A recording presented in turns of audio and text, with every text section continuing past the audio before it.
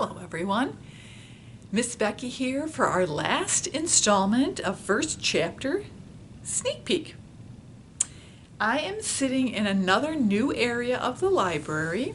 It's a little cold to be outside, but as the weather warms up behind me here, you can see our new addition in our renovation called the backyard. And we can do outdoor programming there, and you can just kind of hang out there as the weather gets nicer. So I hope to see you all out there in the upcoming months. Okay, I have 3 great new series for you today. The first one is a speed bump and slingshot misadventure. This series is by Dave Coverley, and our first book is Night of the Living Shadows. Chapter 0. Chapter that soars. Speed bump. Speed bump. Hey, wake up. Speedy, buddy. Hey, hey, hey. Wakey, wakey. Eggs and bakey. Hello, Speedy? Is this thing on? Can you see what he's using to speak? Slingshot, that's not how it works. Did you know you've been sleeping for 48 hours straight? Yeah, I did know that.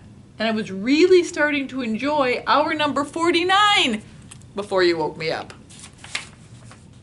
After his daring adventure rescuing his brother Earlybird from the evil Nightcrawlers, Speed Bump had been so exhausted that he fell asleep while flying.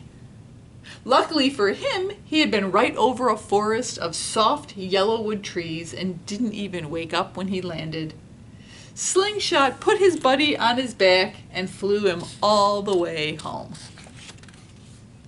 Speed Bump hadn't even so much as twitched when Slingshot dropped him into his nest, stuck the headphones over his ears, and turned on Beethoven's Symphony No. 7 in B-flat major. But now that Speed Bump was awake, Slingshot had more important things on his mind. Aren't you starving? I can hardly go 48 minutes without eating, Slingshot groaned. Not really. I still sort of have that nasty Nightcrawler taste in my mouth. Nightcrawlers. Well, I had to get you up. Today's the scavenger hunt, remember? Speed Bump and Slingshot were members of the Bird Scouts. It was their favorite club, and it was where the two of them met when they were little, before their fuzzy baby feathers had developed into flight feathers. They'd done all their activities together and earned all their bird badges except for one, the scavenger badge. They did leaf identification, maple, oak, sycamore, build a nest, art, and be helpful. Jeezable mercy, Slingshot, is the scavenger hunt today? You bet. Why do you think I brought this stylish fanny pack? Slingshot put on his fanny pack while Speed Bump searched under his nest for his. Check it out! I brought some of my treasures. My lucky froggy foot. This strange bent metal thing. I bet you know what that is. A cat's eye marble? Do you think it's a real cat's eye? But I left room for all the stuff on our scavenger hunt list. Hold still. Good idea. What do we need to find again? Wait, don't tell me.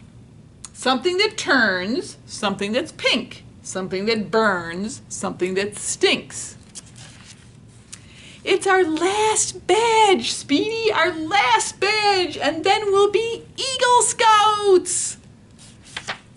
Then Speed Bump and Slingshot ran around the room, wings out, pretending to soar and trying to shriek like eagles. Mostly they just sounded like squeaky toys, but they didn't care. Shriek, shriek, squeak, squeak, squeak. That's the end of Chapter 0. Chapter 1 is Chapter That's Nuts. So if you're interested to find out what happens with speed bump and slingshot, don't forget this series by Dave Coverley. The next series I have is Billy B. Brown. These books are by Sally Rippin, and the first book in the series is The Bad Butterfly. Chapter 1. Billy B. Brown has 2 messy pigtails, 2 pink ballet slippers, and 1 new tutu. Do you know what the B in Billy B. Brown stands for? I'll give you a hint. The title of our book is The Bad Butterfly. And what does she have on? You guessed it, ballerina. Today, Billy has decided that she is going to be a famous ballerina. That is why she's wearing a tutu.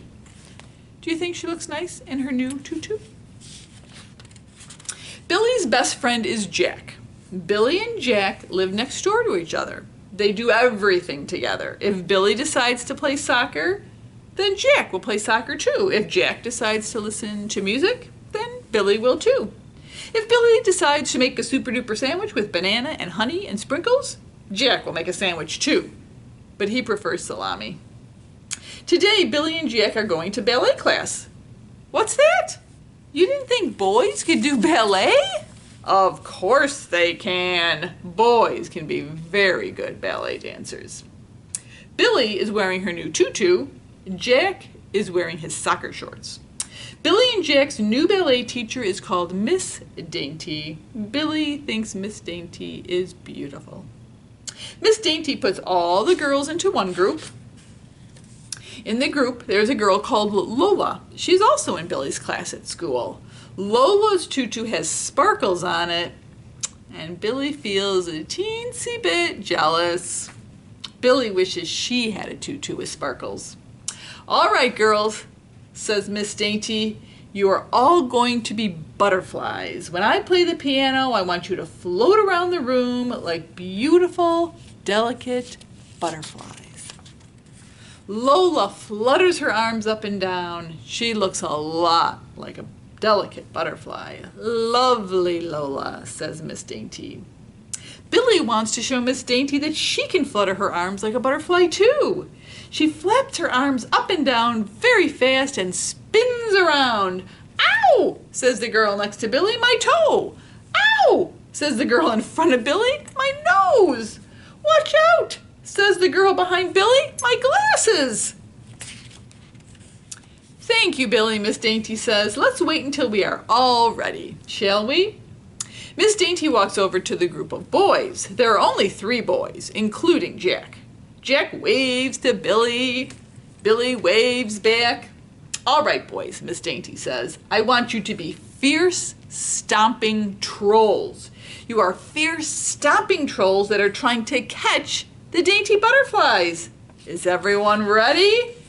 Yes, shouts everyone in the class. Billy shouts the loudest of all. Billy wants to make sure that Miss Dainty knows that she really, really wants to be a beautiful ballerina butterfly.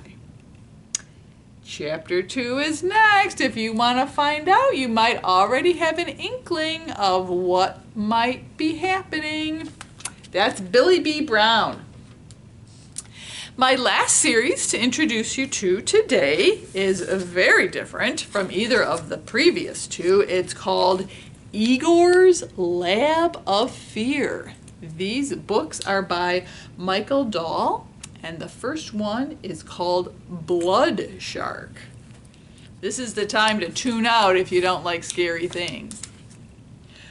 Go away! There's no one home! Beware of the shark!